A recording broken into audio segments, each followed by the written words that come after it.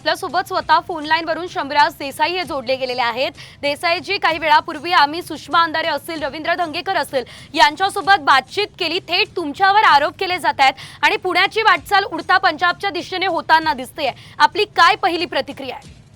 मला हे प्रकरण आता वाहिन्यांच्या मार्फतच कळालं। मी मगाशी सांगितलेलं आहे, विभागीय उपायुक्तांच्या मार्फत या व्हिडिओची संपूर्ण चौकशी करण्याचे आदेश या ठिकाणी मी आता लगेचच या ठिकाणी देतो। कुठल्या परिसरामधलं हे हॉटेल आहे का, रेस्टॉरंट आहे का, पब आहे, हे सगळं या ठिकाणी तातडीने तपासलं जाईल।